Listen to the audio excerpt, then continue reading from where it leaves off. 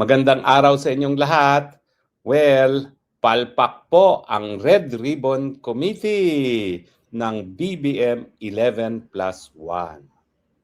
Alam niyo po, bagamat nagpapakahiro itong 11+1 ni BBM at sinasabing di na muna sila magtutuloy dahil nga sa aberya sa Mindanao, ang totoo lang po niyan, alam naman po nila. Dahil kahit papano meron silang mga kasamang abogado gaya ni Kiko Pangilinan, alam naman po nila na wala sila sa puder. Na alam nila na hindi legal ang kanilang mga ginagawa. Sila naman aminado eh.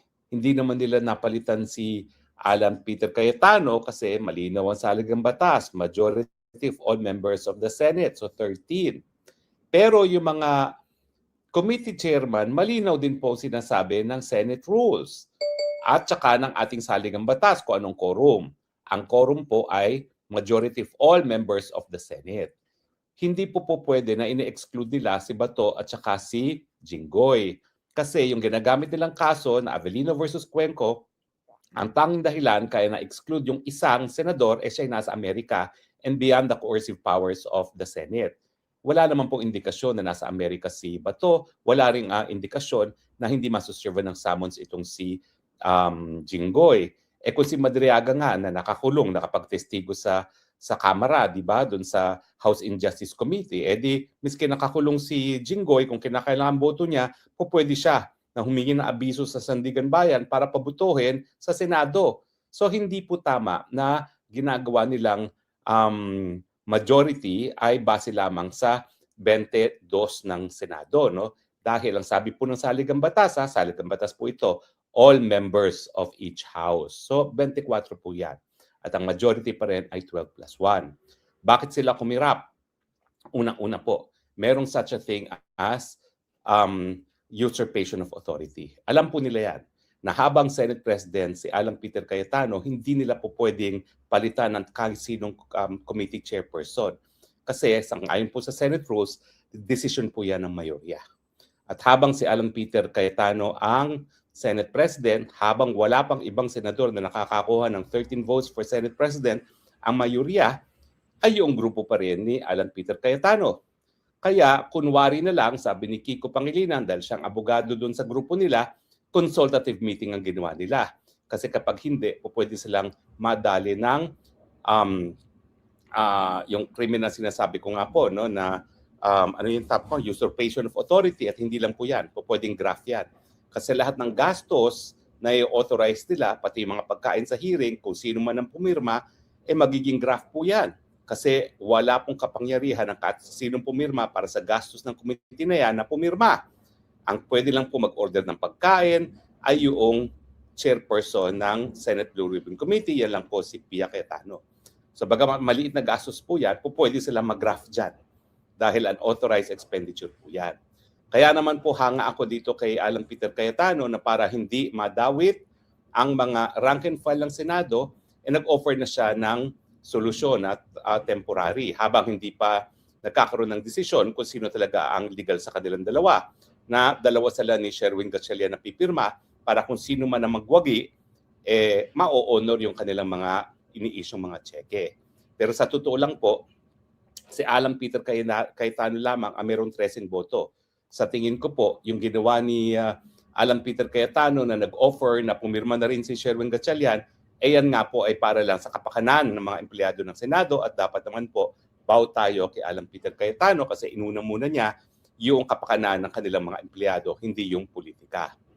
Pero yung kanilang mga palusot na hindi na sila pagpapatuloy dahil pupunta sila sa Mindanao at consultative meeting lang daw ang ginawa nila, mga julul, alam ninyo na illegal ang mga ginagawa ninyo. At pagdating na dyan sa mga paggagastos, alam niyo na kapag kayo ay gumastos na wala naman kayong authority na mag-authorize na expenditure, yan ay graft. Natatakot po silang makulong kasama ni Jinggoy dahil talaga makukulong sila kapag sila ay nagpumilit na sila po ang legal na Senado.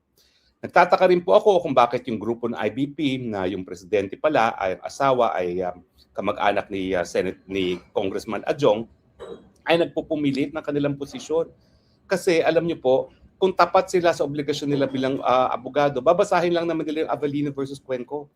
Alam nila na ang decision doon dismissed because of political question. Yung mga panahon na yon, ayon sa 1935 Constitution, yung mga bagay-bagay na inassign sa isang sangay ng gobyerno, hindi pa pwede paghimusukan ng hukuman. Pero ayon nga sa 1987 Constitution, nagkaroon na tayo ng expanded certiorari powers, may kapangyarihan na ngayon ang hukuman, hindi lang kapangyarihan, may obligasyon ng hukuman na resolbahin ang lahat ng kontrobersiya kapag merong aligasyon na merong paglabis sa kapangyarihan ng kahit sinong sangay ng gobyerno. At kaya nga po ngayon, itong issue na po ang quorum ba ay 13 or 12, gaya ng sinasabi ng BBM 11+1, at saka yung pagiging Senate President ni Alan Peter Cayetano, yan po ay talagang isang kontrobersiya na po pwede nang marisolba ng hukuman. Biski pa sinasabi ng ating saligang batas na yung eleksyon ng Senate President at ang mga committee chairpersons ay gawain lamang ng Senado. Dahil kinakailangan naman yung botohan para Senate President at yung quorum ay sang-ayon din sa saligang batas na sakop ng jurisdiksyon ng ating kataas-taasang hukuman. Cayetano, kasi po pwede niyang pagpiestahan yung nangyari sa hearing ng Red Ribbon. Pwede niya sabihin, mga mukha naman kayong kawawa, no? Akala ko ba kayong legal, bakit hindi kayo nagtuloy? Pero itong si Alan Peter Cayetano, inuna talaga muna yung pangangailangan ng mga taga Mindanao kaysa ang politika. Dapat ganyan naman po. Dahil yung kagustuhan naman ni Gatchalian maging Senate President at kagustuhan ng mga Erich pretender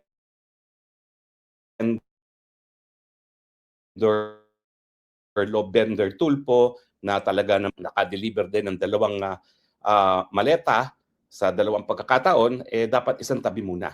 Dahil unahin muna yung kalamidad, yung aberya na tumama sa Mindanao. So ako naman po, ako po yung sumusuporta sa sinabi ni Senate President Alan Peter Cayetano. Sa mga ganitong panahon, unahin muna po natin ang pagtulong sa ating mga kababayan na naging biktima ng delubyo. Pagdasal po natin ang Mindanao, yung mga kaya po natin ibigay sa mga naging biktima. Pinakamagaling po dyan, i-course nyo na sa Red Cross. Kasi ang Red Cross, pinagkakatiwalaan naman po na makakarating yan sa mga naging biktima. So kung meron kayong pera, meron kayong mga damit, meron mga pagkain na gustong ipadala, i-course nyo na po yan sa Red Cross. O kung hindi man, i-course nyo po yan sa Caritas. No? Kasi yung Caritas naman, isang Catholic na relief organization. No? Yung mga prestiyoso. Huwag na po kayo magbigay dyan sa mga vloggers na humihingi ng donasyon, no? Kasi hindi kayo sigurado na makakarating. Meron pong mga requirements ng batas para ma-accredit yung mga nagbibigay ng tulong, no? At kaya naman po nagkakaroon ng ganyan mga requirements para nga maiwasan na yung para na sa mga biktima ng delubyo nakukurakot pa, no?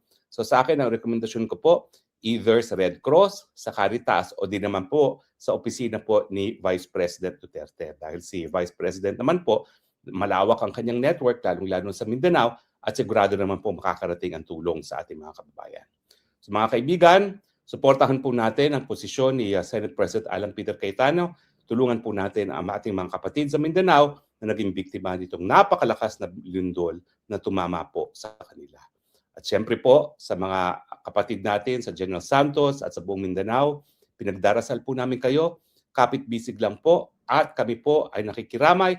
At ulitin ko po, ang mga donasyon natin, iparating po natin either sa tanggapan ni Vice President Sara Duterte, sa Red Cross, o din naman po sa Caritas. Maraming salamat po. Ito po ang inyong spokesman bayan, nagsasabi, I love you Philippines. You're the only country that I have.